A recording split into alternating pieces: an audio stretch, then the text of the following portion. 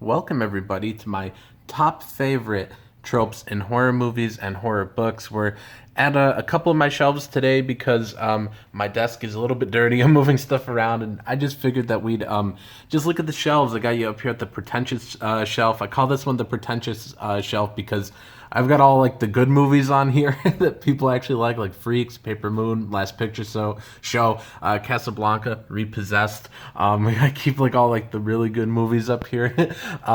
But anyways, we're just really just looking at the shelf while I talk about these tropes. And my absolute favorite trope probably has to be when somebody sees something out a window that they're not supposed to see. And I'm talking about like in Fright Night, how it pretty much starts. Like with the boy seeing something out a window, and he's like, "Oh, what's that?" And he sees something he's not supposed to see. He sees them moving that coffin, and that's like always been one of my favorite tropes in any sort of fiction, any sort of movies or books since I was a kid, really. But this one's really close with my second favorite, which is the abandoned house, the spook house, something like that you'd see in like I don't know, like Halloween. How the old Myers house is the spook house. That's something that I sort of put in my own book. So shameless plug, you could buy my 5 books right now on Amazon down below in the description. Those other 2 right there don't count. I just have these 5 right here. But the abandoned house, the spook house, it's something I really love. I also love the ancient evils. While we're on the topic of like slasher movies, sort of, that's something that like comes back to like haunt everybody. You know, like Freddy in Nightmare on Elm Street, how he came back, or like how there's always something, some town legend or something that happened a long time ago that sort of is the reason everything happens. Like I really dig that. And then there's also this one I like, which is something you might see in like a Vincent Price movie, which would be like, or something you'd even see in like Scooby Doo, which is when like they pass by a painting and like it changes, or like they pass by, like they pass by it and like the eyes move or something. I think there might even be something like that in one of was it Deep Red? There's something like that in Deep Red with like a mirror, like somebody. Well, I'm not going to spoil it.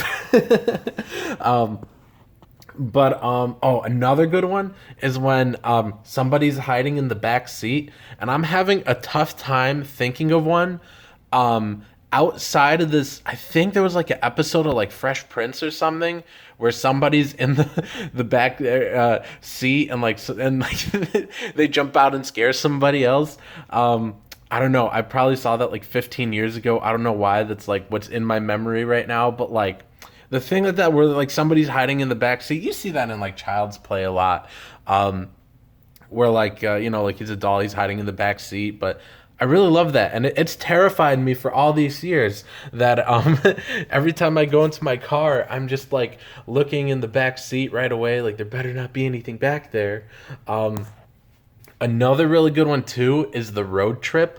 I love when people go on a road trip, like Jeepers Creepers, or like Texas Chainsaw or something, and they go on a road trip and like everything goes wrong. That's a really good one. I think most of these are tropes in slasher movies because I really love slasher movies the most. And one really good trope is the final girl. My favorite's Nancy in Nightmare on Elm Street. She's my absolute favorite final girl. She's just such a great character. I don't know. I just really love her character. And so that's my favorite one. I really love that trope. I love that just like one person usually survives. It's usually just one girl survives at the end of the movie. I don't know. I just really like that trope. Then there's also like the freak accident one. Like that's always a good one. I don't want to give away too many spoilers here with some of the movies or books that I'm thinking about, but like freak accidents, something that happens on at least 2 of the movies on this shelf I'm pointing it at, possibly even more. But I love freak accidents. Those always make me so nervous. Because I'm always like, oh my goodness, what if an accident happened like that to me? Like accidents and stuff and things that are possible. I think that's why I like slasher movies so much. I know Nightmare on Elm Street probably couldn't happen like for real, but like if we're talking about like Halloween, like things like that, like some dude really could just like be going around like with a knife or something, and Like that could happen, and that really terrifies me. Oh, a really good one. This one should have been higher. These actually aren't even in very much of an order besides the first two, because I was just sort of writing these down as they came to mind. One thing I really love is like holiday themes. I'm trying to find it because like recently I like moved around a lot of my Blu-rays. But where'd it go? Where's Silent Night Deadly? Oh, there it is. Silent Night Deadly Night and the sequel, Silent Night Deadly Night Part 2. I love those. I love holiday themed horror movies and horror books. I really love it. I don't know what it is. It's just like if it's something that's on, especially in the winter, but like if you've got like what's like Valentine's Day or whatever, like anything that happens on like a specific day, like I don't know, that's just really cool to me. I really love those sort of holiday themes, especially winter ones. Black Christmas. I actually don't have a copy of Black Christmas, but that probably sort of started it for me. I think that might have been. Was that the first theme one? No, the first theme one I saw was probably Friday the 13th, actually, now that I think about it. But those two were some of the ones that started that whole like themed thing for me. I really love holiday themed movies. Oh, and a really good one, the last one on the list, is actually when the call is coming from inside the house. And I'm not just talking about When a Stranger Calls, which, where did I put that movie? I recently rearranged all of these, and now I have no clue where anything is. Oh my goodness. It's probably on this shelf, actually. Oh, here it is.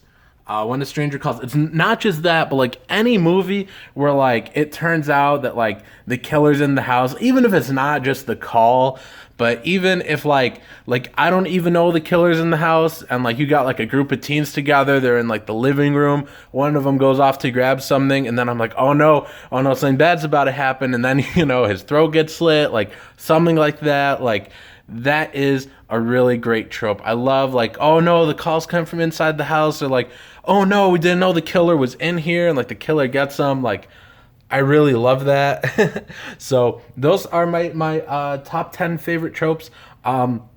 Top 10 worst tropes. I mean, I'm going to record that right after this, but it's going to be uploaded tomorrow. Right now, it's still September when I'm recording these. It'll be probably October 2nd and 3rd when you watch these videos, guys. But anyways, if you guys like this video, then please check out my books on Amazon. I have these 5 books right here: The Eclipse Theater, The Eternity Trilogy with Eternity, Inner Demons, and Locked Coffins, and then my horror comedy Duality. Those 5 books are on Amazon and Kindle down below in the description, so check those out and have a great day.